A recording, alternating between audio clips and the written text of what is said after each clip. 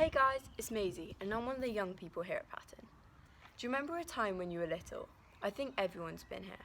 You're at the shops with your family and you're all looking at stuff and something catches your attention, some fantastic toy or something.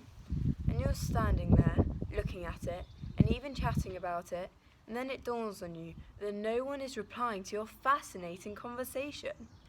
And then you look up and you look around you. And then you realise that you're all on your own. Everyone else has left. You've been talking to yourself like a total donut. And then you start to panic. All these crazy thoughts flood through your mind. Where have they gone? How am I going to find them? Did they even notice that I'm not with them? Did they forget me? Did they mean to leave me behind? Did they ever really love me? Etc, etc.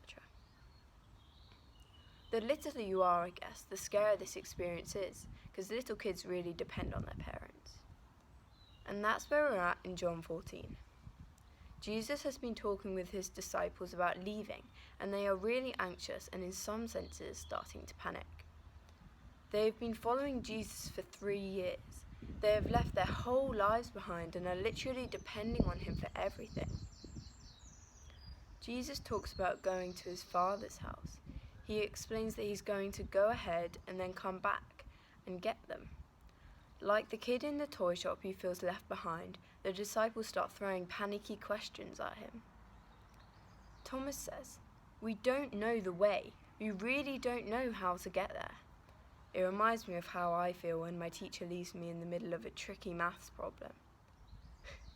I wonder if Thomas thinks Jesus is expecting too much of him. He's trying really hard to let Jesus know that he can't do life without him. Jesus replies in verse 6, "I am the way." He is saying, I am the way to God. There is a way to God. You are not left behind. Jesus was in fact making a way to God. The disciples are yet to understand that Jesus was God's rescue plan for them and for the world. Maybe your life is a bit messy, especially right now with the coronavirus. Maybe you look around and think, where's God in all this? Maybe you feel disconnected or left behind. Truth. Jesus is with you. He's not abandoning you. He is busy working in your life to make a way right now. You are not forgotten. You are not left behind. You are truly loved. Guys, it's been great. Thanks for watching.